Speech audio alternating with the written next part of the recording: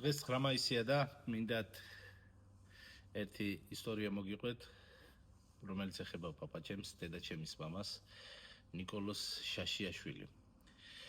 პირველ რიგში დღეს დიდებული დღეა იმით, რომ კაცობრიობამ დაამარცხა ყველაზე დიდი საშიშროება მე-20 საუკუნის, რაც იყო კაცობრიობაში.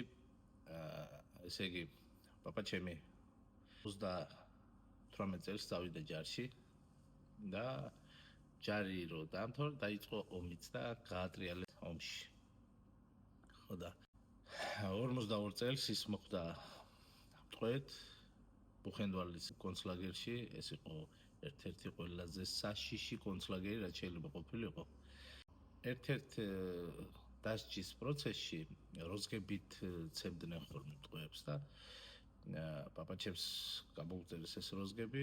ამ როზგების დროს დაკარგა გონი და რეიხის წარმომადგენლები არ აკვირდებოდნენ ადამიანი ცოცხალი იყო, არ იყო ცოცხალი, ესე მოხდა, რომ აღმოჩნდა ერთი დორმოში სხვა მკვდრებთან ერთად, მკვდრებში იყო.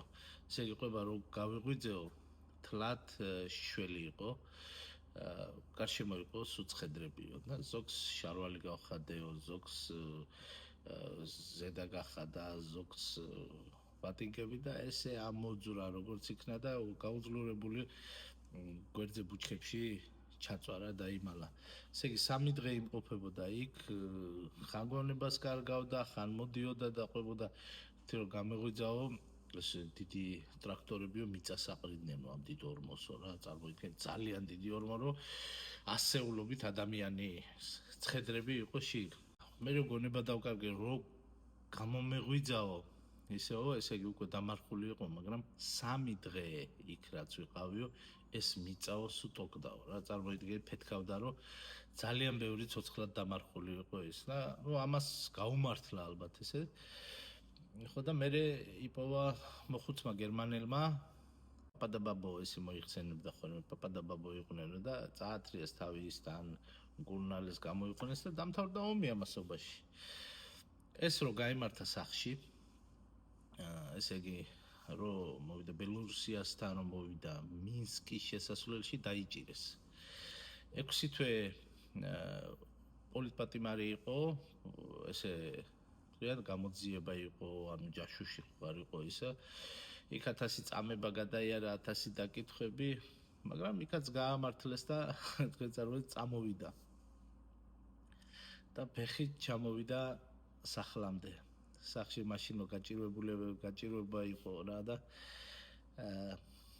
ამ გაჭირვების დროს ეს რო თავის სახლს რო მიადგა, იმდენად გამხდარი, იმდენად დაუძვრელი, აი დახეული რაღაცეები იყო და ძალიან ბევრი მათხოვარი იყო მაშინ, რომ გაჭირვება იყო საშინელიო და სახლში რო მიადგა და ხმაც აღარ ქონდა რომ დაეძახა. ხო და შიგნით ყოფი მისი დიდი ძმის ცოლი იყო თუ არ ვცდები და უთქვია რომ გარეთო მათხოვარიაო და პური გაუტანეო რა. ხო და ეს პური რო გამოუტანეს, შეხვდათ ეს ახალგაზრდა ბიჭი ომისგან დაჩეხილი, ფეხში იყო დაჭრილი ესე კოჭლობდა. მე მაგის მე მთელი ცხოვრება კოჭლობდა. კანტუზიანი იყო, რავი 1000 რამე ქონდა გადატანილი, რამდენი მამასე გადაიტანა, რამდენი სახლამდე ვერ მივიდა და პური რო გაუტანეს. შეხედეს და ამან ტირილი დაიწყო, რომ ვერ იცნეს. იმდენად შეცვლილი ქონდა იერსახე, წარმოიდგინეთ რომ 38-ში წავიდა ჯარში, იქ უკვე მკვდარი ეგონა ყველას, იმიტომ რომ 47 წელი იყო გარეთ. ხო და ტირილი რო დაიწყო და ხმასაც ვერ იღებდა, ხმაც არ ქონდა, იმდენად გაწამებული იყო ამ ყველაფრით და მე იცნეს, ყველა მახლიდან შეიძინეს, არ და უკვე დიდი ხნის დათირებული ყავდათ. და ასეთი ისტორია არის ძალიან ბევრი.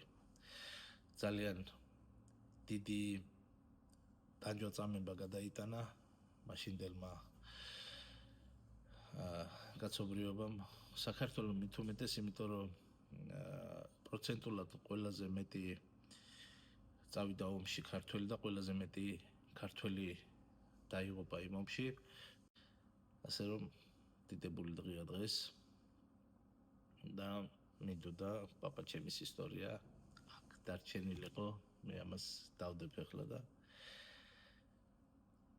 ხსოვნა ყველა იმათი ვინც ჩვენი დღევანდელი ესე გადარჩენისთვის სიცოცხლეები შეწირეს, ჯანმრთელობა შეწირეს.